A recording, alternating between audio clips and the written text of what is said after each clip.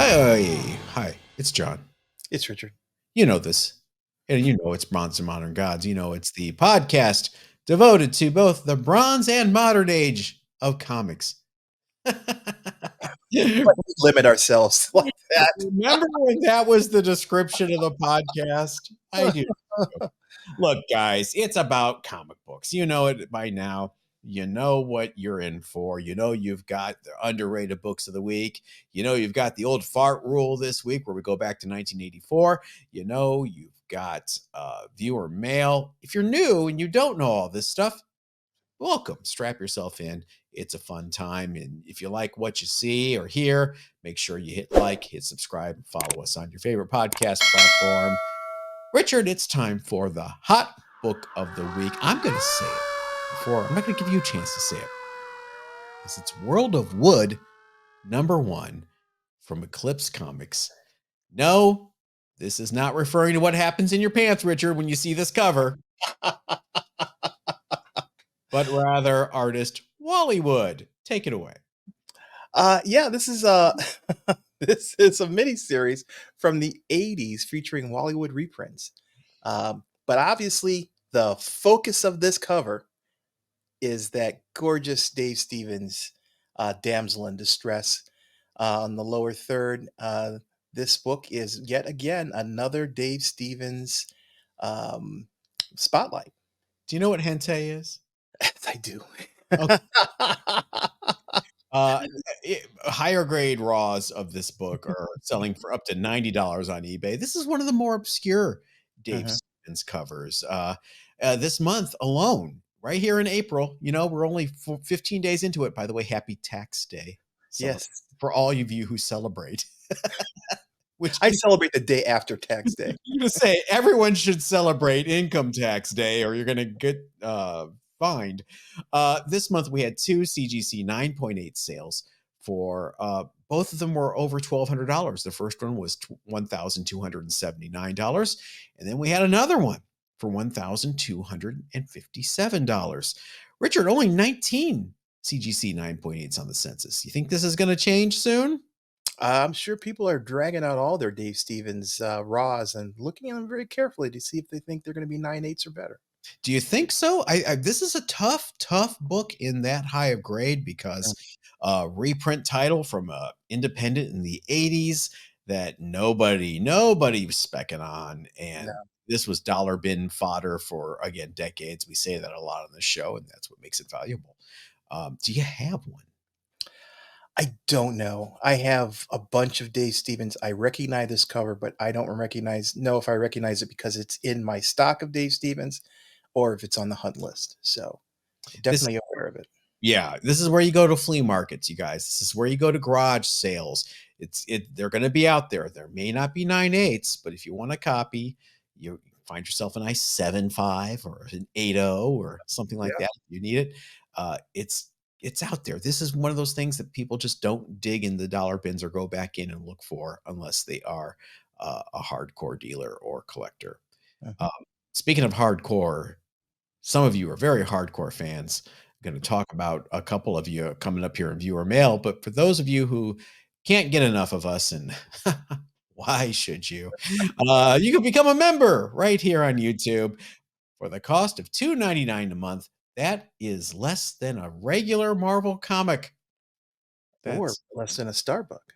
I'm trying to move away from that, Richard. Too much brand promotion. Well, you know, they're not paying me. Exclusive live member-only streams, extra show and tell episodes on Wednesday, shout-outs in future videos, new people this week. Hi, new people. See your name? There it goes. Meow. This also helps Richard and I pay for things like we had to pay for StreamYard, the subscription for another year.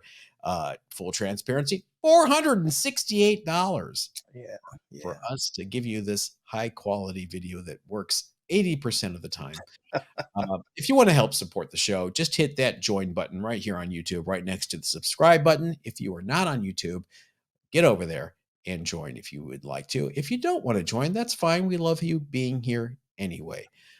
So you can hear things like Richard talking about Cleveland, Ohio FanExpo this weekend. Oh, man. Yeah, it was pretty anticlimactic. It takes place at the convention center in downtown Cleveland. If you haven't been there, it's a beautiful facility. There's nothing, no bad strikes for the facility. But you walk in, you get your badge, you go, and they want to charge you $10 for a lanyard and a bag of tchotchke. Wait, Nothing. you don't get the free bag and No, lanyard? no, Oh, you do not. You do not. And a majority of the people just passed it by. So I thought it was a horrible upsell after paying the $60 for the ticket for Saturday only, and then another $10 for parking. Some people were paying $15, $20 for parking. one So day was $60? $60, yeah. So I bit the bullet because I was curious, and I walked in, and I met our friend Evan there with his family, and we wandered around a bit. Um, there are only three different comic book dealers there who actually had old stock. I mean, there are a couple dealers who had graphic novels and current books. Mm, But the only people who had long boxes, there was only three of them. Our friend Eric from Comics Are Go I was one of those three. Hi, Eric. Um, and it was a disappointing showing because I wanted to, I was there obviously for the comics. I wasn't there for the pop culture. That was the focus. One of my concerns was, with the malaise in the comic market right now, that the show would be underpopulated. There'd be no, it was packed. It was full of people. Those people weren't there for comics. They were there for anime stuff. They were there for cosplaying. There were a lot of Lord of the Rings. The Hobbits were there, so people were there for signatures from Elijah Wood and the other Hobbits. San Raimi was there. hmm. Uh, Kevin McGuire was there. Oh, wow. Yeah, and Greg Land was there. It was literally a walking Xerox machine? I know you made that joke when I told you. Um, but I it was disappointing for $60. I wanted some more content focused on me. But I mean, What does this maybe I mean? hmm? What does this mean? Is it one show? Yeah, it's hard to to prove a hypothesis with one data point. Yeah. So I don't want to say anything. Last year it was twice as many people or twice as many comic book vendors there. Mhm. Was talking to Eric. He said that the year before there was even more. So this trend in reducing the number of comic vendors, I don't know if it's something that's cyclical. We'll see it come back, or or is comics just being pushed out of FanExpo, and FanExpo being just a pop culture show with very little comic presence. Was anybody making money? Any of the dealers? You talked to Eric or anybody? Were they He said, you would expect that because there were less dealers there, that they would get more traffic, Mhm. and he expressed the fact that people were a little upset because they didn't have anything to comparison shop with. So Wow. they saw his price, they saw the price of the guy behind him, and they weren't able to see any more and get any more information to judge. And I guess some people were little grousing about that because there wasn't that selection to be able to play off. So Only there was a magic device that was connected to some sort of neural network around the world that allowed you to, I don't know, I'm going to coin a phrase here, go online and compare the price with sold auctions. Hmm. John, you're way too connected. The average person uses their phone to tell the time and to get calls from their grandma. They're Just for me too. they're not aware of all the different sites out there. So It's and there's anno- also pardon. That's annoying. So some people just, they rather have a visceral connection with the comic book seller and negotiate and haggle and that's fine. I like to do that sometimes too, especially if the person I'm haggling with is getting into the whole thing. Yeah. Um, but yeah, it was overall it was not what I had hoped for, and I actually left within an hour Wow. because there just wasn't anything for I have no interest you know, um, you know, Dragon Ball Z characters or whatever other the anime. My daughter would have loved it, but me, I just wasn't my focus. So Well, rather, I was grumpy because I spent $60 for us. And it's $1 a minute yeah, for sure. me to sit in there. Did you buy anything? No, I did not. I didn't buy anything. I didn't see I was scanning the walls and the pricing, I didn't really look at Eric's pricing very closely because I was busy talking to him. But I looked at the other dealers that were there and the prices were a little high for, 2024. 2024 is a different reality than 2022. And Yeah, but FanExpo, they're charging $60 a ticket. It's the convention center. They have a markup to pay for that booth space. It's a catch 22 if you're a dealer. I kind of feel for them. and that may be why, a better place for them is in a comic specific The Westlake show. Yeah. Yeah, the Westlake show or Neo Comic Con, which is coming later this year, yeah, which is comic focused. I mean, I think those shows there's less of price of entry, and you got a better target market. The audience that's coming in there is coming there for comics and knows how to buy comics, and I think that's maybe why they didn't frequent this particular show because they knew they weren't going to get that kind of audience.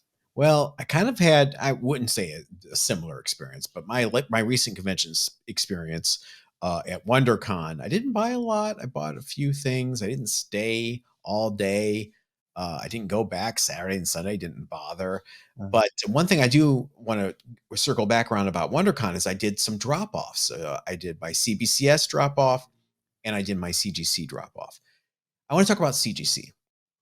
I dropped it off at the CGC booth in WonderCon on Friday, March 29th. So we're looking at 2 weeks and a couple of days here. They were received at CGC on Wednesday, April 3rd, which is kind of crazy. I mean, Right. 4 days, 5 days.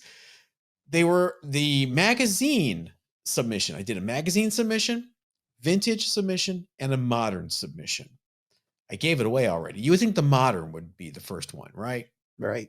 The magazine delivered to my house Friday, April 3rd. Wow. Done. At magazine submission took 15 days. I remember when magazine subscriptions were literally in the 200s in You number of days to turn around. That's why I only dropped one off because I thought I don't care about this. I'm gonna sell it. I'm not gonna drop my Savage Sword of Conan #1 that I love, my Love and Rockets 24 that I wanted slabbed. I thought I don't want to be without it for a year. If I had known, I would have dropped all of them off. Right. 2 week turnaround on magazines. Here it is. I want to show you guys. Had a live sale if you guys joined us on Saturday. Thanks for that, by the way. This sold immediately. Multiple people wanted it. I should have a little higher, but hey, it sold. Fugitoid #1, Yeah. 9.6 white pager. It's a 9.6. I'm not complaining about the grade. This bottom corner just has a little bump. You can see it there. That's why it's a 9.6, which is fine. But I want to talk about the slab. The slab is new-ish. Oh, okay. It's like a tank. This magazine slab is like a Sherman tank. I don't think it's coming across how thick this thing is now. It is. Yeah. And it is sealed. See how it's sonically welded on the side there? Mhm. See that little section right here? Right. That's new. Um, and the posts are really kind of covered up with where you can't really pop them the way you used to.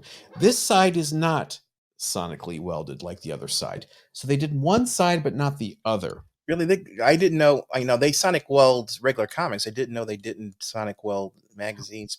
This used to be open, kind of open. And I don't have one with me to compare, but this thing is like bosh, bosh. I mean, I can crack this against my desk and nothing will happen. So kind of impressed by that. I think, you know, that's something if I was CGC, I would actually make a little noise about the magazine slab. Of course, now what have they done? They have played into the OCD and the completist tickle a part of my brain. Now I want to send my Love and Rockets one back so I can get it in this. Mhm. No, not happening. Sorry, guys, I'm not falling for it. No, because as soon as you do that, they'll release a Jaime Hernandez label or something like that. Mm, what a great idea. If they It would would do be that. it would be amazing. They have 4 submissions. So, um, meanwhile, so that 2-week turnaround for that. Mhm, Meanwhile, still waiting on my vintage and modern submissions. They're mhm. both in grading already, which is okay. Richard had me submit a reholder for your what was it? Phoenix? Or Yeah, no. X-Men 121. Yeah. What do you see? It says waiting for grading. Waiting for grading? Yeah, They're gonna regrade it for a reholder?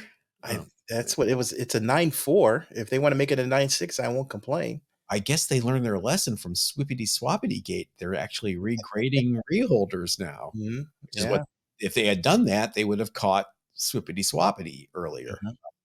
So there is your we are not going to talk about CGC for a while update. We say that every week. I had something to offer. Yeah, it was relevant. It was relevant. All right, speaking of things to offer, how about some show and tell? Richard, say it backwards like Satana. Tell and show. Close enough. Let Dana was. Yeah, you're better than that than I am. I'm trying. Let's go back to the Atlas Age. What do you say? Oh boy. Here is a very what issue is this? I think this is issue 3. War Action number 3.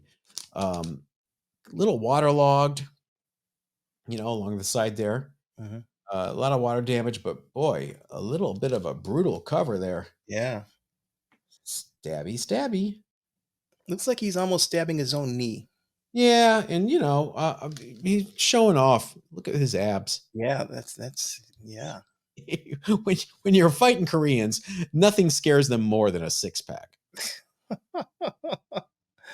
Yeah, Wow. I used to have this in a lot higher grade, and I sold it years ago. And so our buddy Forrest, I think, found this for me at some local shop in Wichita or Salt Mm. Lake City or where he goes to the most remote places for work. So and some good stuff at good prices. So thank you, Forrest, for that. So little war action for you there. What do you have? Uh, I've got I've got Spider Gwen Ghost Spider number 4, the She's Conan edition. She's she's not even anywhere on the cover. you say she's looking hot. Yeah, this is the John Hughes version for That's Spider Gwen. that's my Spider Gwen. Is that the lizard jumping Yeah, down? yeah. This You know what? Uh, Thank you, Conan Estate, for taking this license away from Marvel and giving it to Titan. We appreciate us, yeah, Conan the Barbarian fans. Thank you for sparing us Savage Avengers with Conan and yeah. Conan fighting the lizard. Okay, go on. Yeah. Sorry. No, this came from he had cover cameos of Conan across a number of titles. This was the Spider Gwen one. I bought it because I thought it was hilarious. What in the world does Conan have to do with a teenager who's more interested in her telephone or her mobile phone than anything else? So yeah, I mean, I have not even read this story, so I doubt he's in it. I think it's just the cover Yeah. cameos. But it was cool. It's the only Spider Gwen I have where there's a six pack involved. So No Miles? I don't know. I haven't, like I said, I haven't read this one. Oh no, I mean there's Spider Gwen where she's with Miles. Oh, well, Miles, does Miles have a six pack? He Miles better. is Um, slender uh, than that. when is Conan gonna go into public domain? I thought it already was in public domain. It can't. Well, if it was in public domain, we would have 9,000 Dynamite Comics Conan This is books. true. If not, then it's got to be close to it. Oh man. Um, my next 2 books, I got a surprise package in the mail from one of you guys, Oh, all the way from the UK from Second Best Bob. hey, Bob. Sent me a couple of books. I think one of them's for you and one of them's for me. He sent them to Okay. me. Uh, one's definitely for me, and I think honestly the other one is for you. First of all, not only did he send us these books, which guys, you do not have to send us books, okay? Yeah. We appreciate it. We love you for it, but please don't feel that. He got me a really cool Forbidden Planet shirt. Oh, that is awesome. And the old Forbidden Planet Yeah. ad that used to be in the comics. People like us shop at Forbidden Planet. I believe it's a Brian Bolland. By the way, at UK sizing, I don't know. I saw it in the package. It was XL. This is an extra large. Well, they're extra slim there in the UK.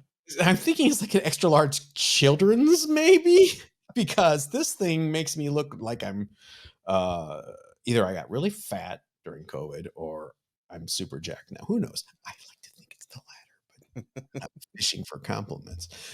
This is the one I believe is for me. Fishing. Keep fishing. It is one of my favorite Weezer songs. Um, Captain Britain 23. Oh, Look who's who's that on really? the cover. It's the Prime Minister in Marvel UK continuity, Captain Britain and Captain America and the Red Skull. Nice. So it has Herb Trimpe art on the inside, Gary Friedrich. This is after Chris Claremont left the book, and it's a cool Captain Britain with And they're cap. making sure they're not going to miss because they're like 6 inches away from their targets. Yeah, I won't spoil it because you might want to read it someday, but Let me mm, guess, they all survive? they all survive, including the prime minister. No. So that is book number one from our buddy, second best Oh. Bob. Thank you, Bob. You're the best Bob as far as I'm concerned. What is your next one? My next one is Fantastic Four 268 with this awesome photo Doom cover. Uh, this is from an era when this is the same era we got the Amazing Spider-Man that I showed a couple months ago, or we had Spider-Man on the cover. Um, there's actually an article online where they talk about how the actual helmet was constructed. It was actually pretty interesting. Did John Byrne do it, or did someone else do it? Someone else did it. Okay. I'll have to see if I can find the article that's related to the construction of it. But no, this is just a cool diversion from all of John Byrne's art. I like John Byrne's art, so that's not necessarily the problem. Every now and then, it's nice to have a little variety. So this, Can we send that to Marvel Studios so they can see that can actually be done and look menacing for yeah, the serious. Yeah, I mean it's a great Doom helmet. It really is. It has that skull look to it without being overly done, and just looks evil in its construction. left field question? Have you ever thought of cosplaying as Doctor Doom? Doctor Doom, as when he's older and overweight. I don't think Reed Richards would be very afraid of. No one would judge you. Cosplay is not about body shaming. It's not. I would rather go as uh, what was I thinking about when something came up that I was thinking about going, shaving my head and going as Nick Fury. Oh, Um, but there was another character that I saw that I thought, oh, if I had to cosplay, I would do that. if you ever decide to do it, let me know. I'll crash diet because even though it's not about body shaming, I ain't going out there without being 100%. Exactly. I wouldn't mind if I had a nice costume, doing Doom. That would be pretty good. I got all my costumes sitting in the closet there. I can't do them anymore. You guys don't want to see me as Hercules in 2024. Trust me. In the Quasar one, I wore it for Halloween on a Halloween show. I think last Mhm, year, mhm. barely fit into the belt. It was not good. Yeah, but it's you go to the gym every day. That's not the problem. It's what goes in. I love Pepperidge Farm Milanos. What can I say? All right, second Not a book. sponsor. Yeah, yeah. Please sponsor us, Milanos. Um, This is for you, I think. This came from Second Best Bob as well, all the way from the UK. It is Warrior number 9 featuring Oh, Miracle Man. oh, sweet. There he is. Not Miracle Man, but Marvel Man, as he was and should be. Right, It's the right. magazine of jolly weird heroes. Hip hip. Yeah, he was jolly. Didn't turn dark until Alan Moore got his hands on him. Nothing is jollier than when he snaps Kid Miracle Man's neck. Spoiler. Yeah, yeah. But yeah, I will save this for you and make sure that you gets into the right hands. But there Sweet. you go. Say thank you, Second Best Thank you, Bob. sir. Second best Bob. Appreciate it. Appreciate that. What is your last show and tell?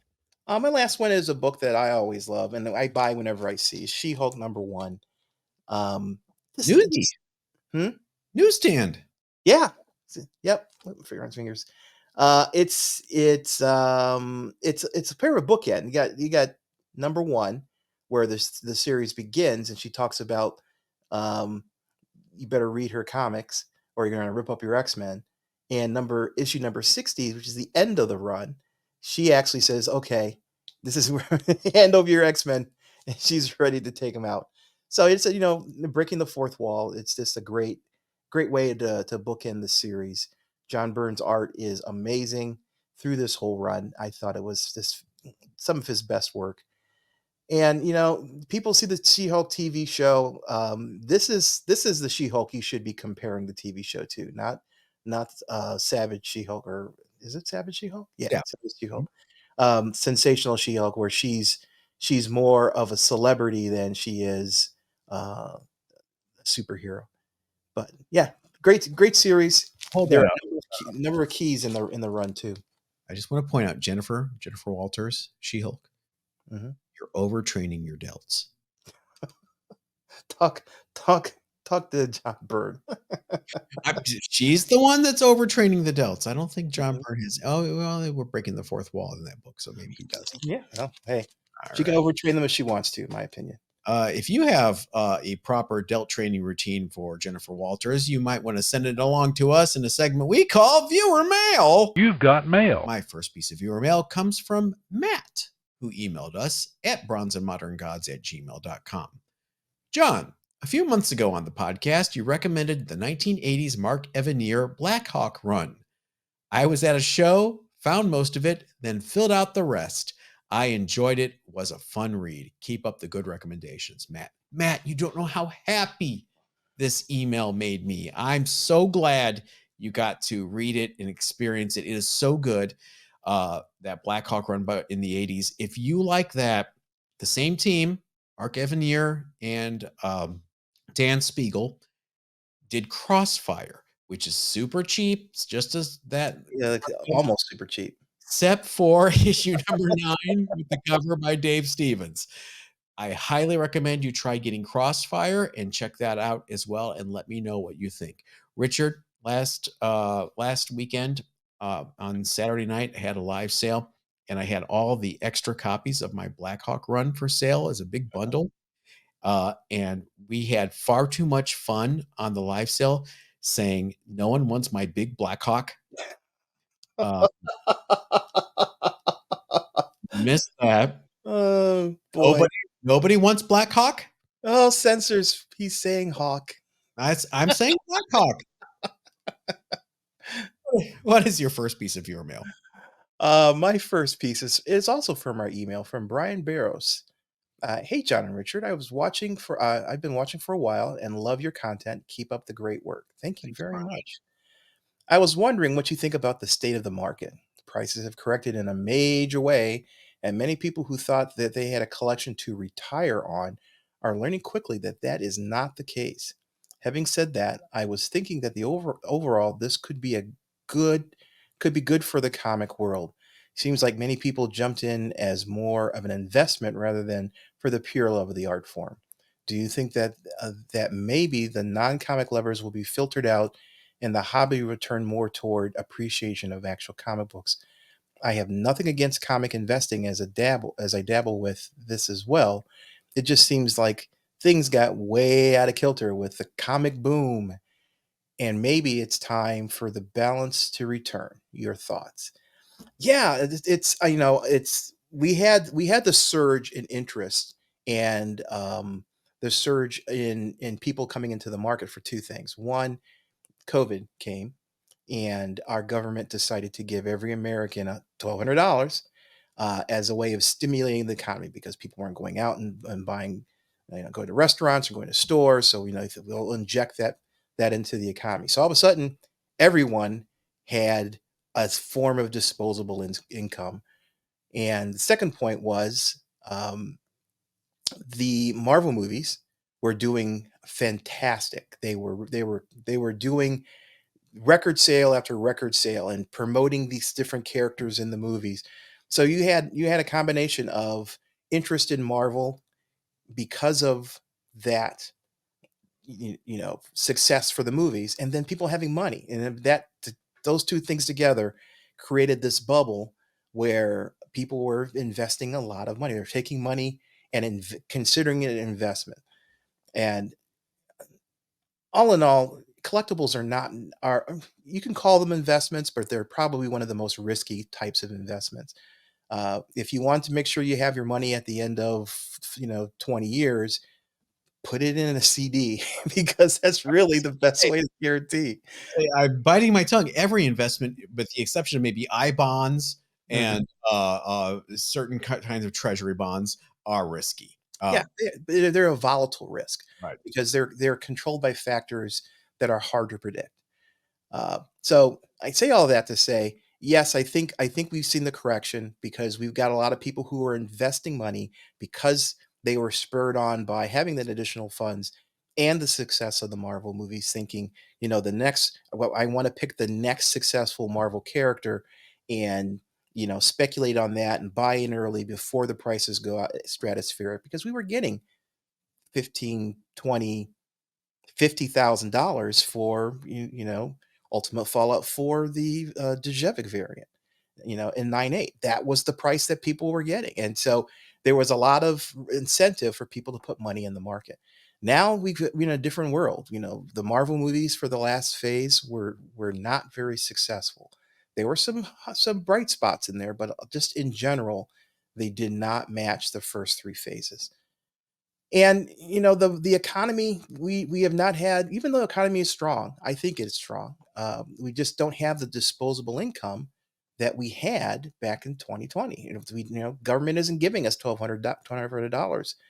Um, so with the lack of funds and the lack of interest, I think, has really caused the market to decline to the point where a lot of those people who are in it purely for speculation are looking for other investment vehicles. And we are getting too close to a point where we have the comic book fans. The people are interested in, as you mentioned, the art form, and people are interested in the storytelling and the history and the nostalgia, their personal nostalgia, not trying to cash in on somebody else's nostalgia. So, the prices have gone down. We have seen a correction. It's going to level off. It's not going to continue to drop. And I think we're close to a point where we're going to reach some level where everything is going to, stop seeing the declines that we've been seeing. Some books are always going to decline. That's just part of the nature of the market. And some books are always going to go up. So if you're looking at this as an investment still, um, feel bad for CGC. Well, not actually, don't feel bad for CGC. They got a $500 million investment, which I think they're going to have a hard time recouping on, because the market just isn't where it was in 2020. I wish I had a little tumbler of scotch and a cigarette, so I would look like a really grizzled old veteran here, because I'm Lucky about strikes. to be that grizzled old veteran to tell you, Brian, we've seen it before. This is Mhm. nothing new, kid. Let me take you back to 1994. It's not quite the 25-year rule, but 1994, the comic book market completely crashed after a huge, huge boom of Image Comics number ones. They're going to be $1 million. Valiant is going to be the new Marvel. Invest, invest, invest. And then all the baseball card and sports card collectors came into the market when their market tanked. They did a good job of booming the market and tanking the comic book market back in the 90s. And now here we are. It's the same thing all over again. We've seen it. Even books that were considered worthless after the comic bust of the 90s. Spawn #1, anyone? Uh, Mhm. X-Men #1, there are cases and cases. Valiant pre-Unity Valiants are worthless now. Those books are worth something again. I can't imagine a world where Jim Lee's X-Men #1 sells for more than $1. Yeah, there's seen Here millions of copies of it we're out there. 3,000,000 copies, but here we are. Same thing now. Also, think about it. If you had bought an Amazing Fantasy 15 when the market crashed in 1994, I think you'd be really happy right now. Mhm. If you buy keys now, you're still going to have a tough time because the keys aren't dropping. It's your Jurjevic variants. Sorry, Richard. It's your Ultimate Fallout 4s. Sorry, Richard. It is books that were inflated for good or bad reasons that could be inflated again the minute a live action Miles Morales movie is announced. Sit back, watch what Mhm. happens. This is why Kenny Rogers said it best before he invented Kenny Rogers roasters. He had a song called The Gambler. You got to know when to hold 'em, know when to fold 'em. Are you holding your Department of Truth #1s or are you going to fold them now? Mhm. If you fold them now, you're going to miss it when the TV show premieres, if it happens. If you hold it now, the TV show gets canceled and you're stuck with it. Yeah. You got to know when to hold them, when to fold them. That's a long winded way of saying we've seen it before. Yeah, as Yogi Berra says, it's deja vu all over again. Uh, We're full of quotes today. All right. My next piece of viewer mail comes to us from our buddy Warren Lincoln, who emailed us at bronzeandmoderngods@gmail.com. A long time ago, probably 40 plus years, I purchased a small collection of books. It had some golden and silver age titles. One was a Superman coverless book. I don't know if it was action or the Superman regular title. At the end of the Superman story, there was a small section the size of a 1960s Marvel corner box with an illustration. Coming in the May issue of Detective Comics, The Batman. He was pictured there. Could this possibly be called his first appearance? The book is long gone, so I have no way to research it. Back then, coverless books had little or no value. Well, I am here to help because I'm going to bring this up right now. In oh fact, man. So that was Detective Comics 27, so it did is this predate that. is this the ad you're talking about? I'm sure it is. That ad is from Action Comics number 12. Uh, it it's hard to say whether Action 12 carries a premium because of that ad or not, because guess what? Action Comics 12 is a very expensive book either way. Right. But yes, some people consider that, you know, first appearance of Batman. Is that what you want to call it? It's an ad. It's like Marvel previews with your we were Buddy Miles again, Richard. Is that his first appearance? Right. Comic Reader, Beta Ray Bill. You know, the cover for Thor 337 is in the issue of the Comic Reader before it comes up. I hate those things. Yeah, but Uh, this is the first appearance of freaking Batman. is You know? it? Well, Even it's in as an ad form or whatever, it is the an first ad time for the you see first the appearance. pointy ears, the Uh, first time you see the mask and the cowl. yeah.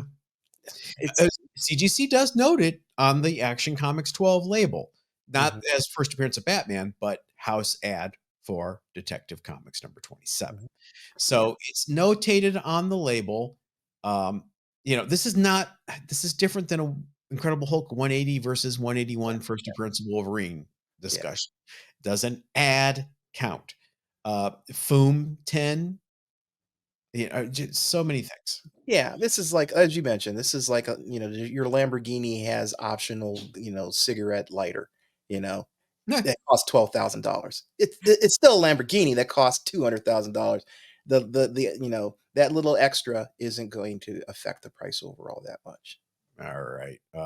unless you're a really heavy smoker and you need it, is, maybe go buy a Bic at the gas station. What is your next piece of viewer mail? My next piece is from our email as well from Marcos Contreras. Marcos says, "Hey, John and Richard. First time a writer, long time, I mean, the reader, I mean, follower. Mhm. I came back from Berkeley Comic Con. Okay. And wanted to share some cool stuff I found at the show and some of my pickups. So sent us some screenshots of some of the things he found or picked up. I wish I knew specifically which ones he just took pictures of and which one he actually bought. Mm. There's a great John Carter Warlord of Mars #11, origin of uh, It's Deja Thoris, right? Deja Thoris. Yeah, Yeah. I couldn't think of her name for a second there. Deja You want Thoris, who is all over Dynamite Comics right now. Yes. Do you want that cover? Yeah, that's a great cover. Yeah, that is an amazing cover. For those who are listening, it's Deja Thoris, who never, poor woman, never has a complete wardrobe. Somebody just buy her some clothes. Just buy her a gown, for goodness sake. And it looks like she's fighting off some. Behind her is a battle going on between a number of characters. So it's a great cover. It's one of those origin story kinds of covers, just like the Doom one I've got behind me. He's also got a great um, 2000 AD cover, with one of the 2000 AD magazines, and it's got the Dark Judges on the cover, who are some of my favorite villains from that universe. Um, and I don't. This is not their first appearance, but this is a appearance of them, and I think the cover here looks great. Uh, Keeping those are just difficult. They're just such an odd size. I don't know what you do long term. And he sent some other ones, but the last one he sent, I was really impressed with. It's the Incredible Hulk #2, and then on the cover is signed Stan Lee, 1979. Wow. So, okay, this is before, and it's written in pen, not in marker like they do nowadays, but probably in a big ballpoint pen, um, pressed into the actual cover, so it actually makes an indentation. Um, and the book itself looks in great condition. I would love to know, Marcos, if you can let us know if you this is a purchase of yours, or is this just something you saw that was cool. I'd like to know what the history of this book. It's also got a nice date stamp on it too. But thank you, Marcus, so much for sending in what you found. Hopefully, you had a good time at the Berkeley Comic Con. Better time than John and I have had recently at shows. People keep telling us to go to Berkeley, and we need to do it. Berkeley and Heroes Con Mhm. and C2E2 are the three that everyone tells us. We did Baltimore. You guys told us Baltimore. We finally did Baltimore. Yeah, the Baltimore was fun. Yeah. My next and last piece of your mail for me comes from someone who has discovered our channel recently, and he or she has left tons of comments on older episodes, Oh, which is great. And I just wanted to give them a spotlight here. Anime Soul Society says, absolutely amazing. I love the show, and it drives me to find awesome keys, which I have managed to find. Some cool Dr. Doom in good conditions. Please never stop. Anime Soul Society, I just want to let you know we see you, and we appreciate you, and we're glad that you joined, and you are a part of the show. So thank yeah. you. And Thank you, and we'll never stop, never stopping. Um, Anime Soul Society is an awesome band name. It's such a great band name. Trey, go get the .com domain for that before somebody like else. an emo band from like circa 2002, the emos or Yeah, the Anime Soul Society. that is awesome. That is a great name. Please forgive us for the early episodes in advance. All right. What is your last piece of your mail? My last piece is from one of our subscribers, River Rambler. Richard is right, of course. Spider Ham is a spider bitten by a radioactive pig. That pig would then raise him as his Aunt May. Thank you for giving validation for knowing such things. I was wrong. It's just such a weird story. Yeah. I In my defense, I did some research. Tom Mhm. DeFalco did retcon this in a Oh, later Spider-Ham story. okay. As far as the lore goes now, he is a pig that was bitten by a radioactive spider. But Richard was 100% correct. That's that retconning can be a pain in the ass. Well, you're 100% correct because um, you were right. That's no other reason. But yeah, thanks for calling me out, River Rambler. Richard, you got a segue for me? You know, John, we were talking about our T-shirts that we got from the Sundays concert back in 19. It was Uh, 1984 or was it 85? this is a 94. Was it 94? This is a stretch, buddy. Keep Oh, going. okay. Well, I still remember that concert. That makes us old farts by definition. So this next section is I'm the already back. old roll. Oh, I was already back. Uh, Yes. I was going long. I was going long. Was it 94? Wow. 94. 94. Sundays went around till Yeah. 89 was the first record. So 90. Great show. 84, 1984, Old Fart Rule. We go back 40 years to the books that shaped our lives and our collections, Richard and I. And Richard, I wondered if you had this, and there it is in your hands. Hold her up. Rocketeer Special Edition #1 from Eclipse Comics, 1984. This is a one-shot featuring the material that was originally meant for Pacific Comic Presents, but Pacific Comics went under. Glug, glug, glug, glug, glug. So Eclipse stepped in, picked up a few of their titles, including this. You got your Dave Stevens cover. You got 20 pages of Dave Stevens art inside. And then you got a bunch of filler pinups by many other artists. Mhm. That's where you want. You got Betty on the cover. Yeah, Betty, yeah. What's going on there? How long have you had that? I've bought this off the newsstand. I've had this. This Wow. is original copy, yeah. You are I an just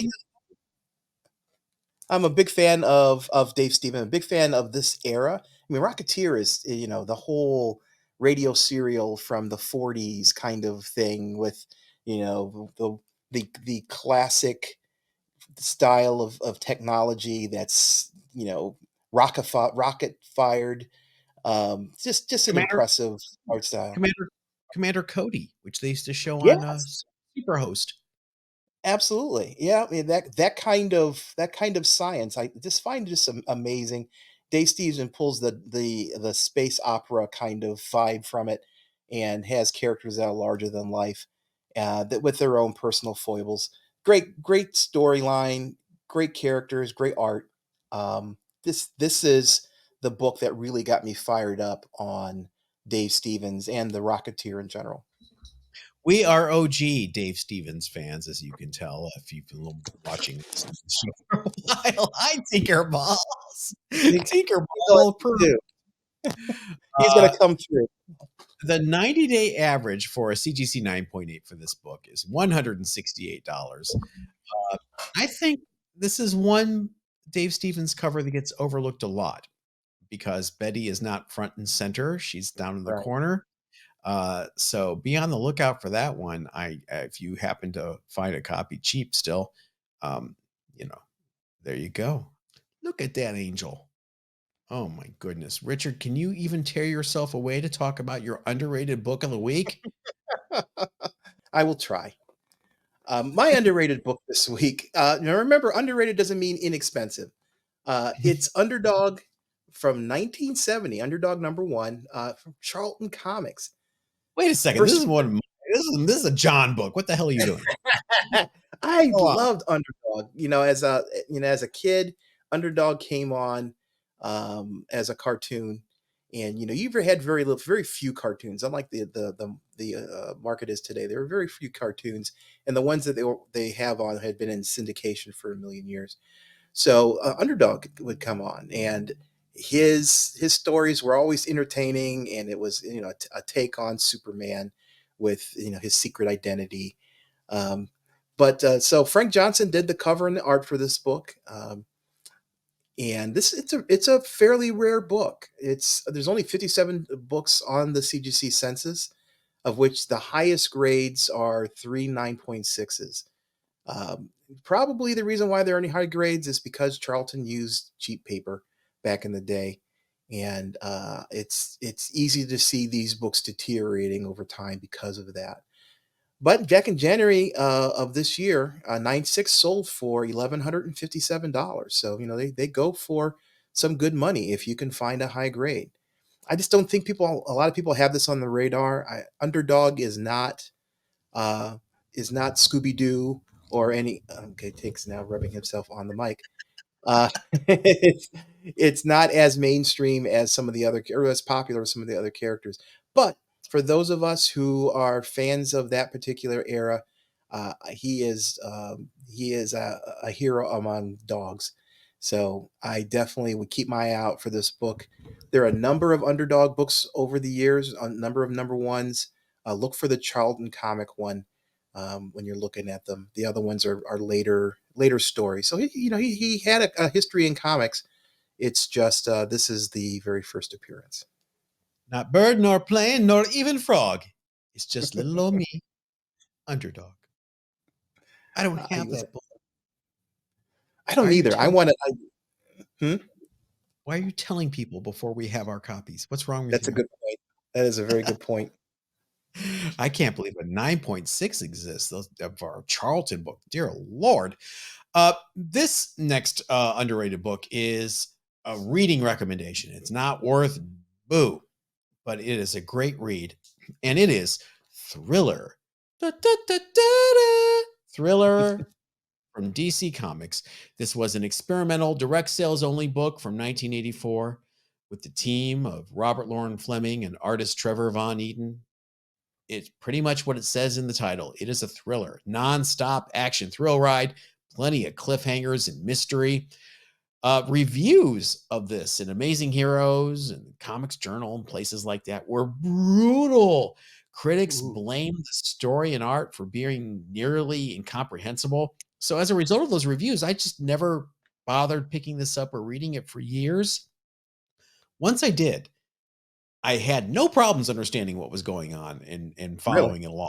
In fact, I would say this is another great hidden gem of that really beautiful era of DC Comics in the mid '80s, where they could just basically do very little wrong. Um, I will say it's 12 issues. It gets canceled with issue 12. Had a hard time finding an audience. It is great, great until issue 7. Then the writer and creator, Robert Lauren Fleming, leaves. Then the book just sort of exists for another 5 issues or so, and then it gets canceled. This is not expensive at all. I got a full 12 issue run on eBay a few years ago for $10. Mhm. I highly recommend it. Check it out. Read the whole thing. Tell me if you disagree with me. Post issue 7, if you like the way it wraps up. If you really want one, a CGC 9.8 sold in October of last year for $33 if we care. We don't. We want to read this. We want to find this. Check it out. Thriller. Nothing to do with Michael Jackson, thank God. It is an exciting, well drawn. Trevor Von Eden leaves as well. The replacement is Alex Nino. Okay, that's the replacement artist, so it's going to look good. Doesn't read as well, but check it out. Tell me if I'm wrong. Thriller. Excellent. I've never seen that series before. I've so I have no comment. Well, you know what, Richard? That's a very adult thing to say. If you don't know about something, I you wish don't I wish our government would use the same. you don't necessarily have to pretend you do. That's gonna wrap it up for this Monday episode. Members, will see you on Wednesday and Thursday. Thanks, Richard. Thank you, John. Everybody. Stay safe.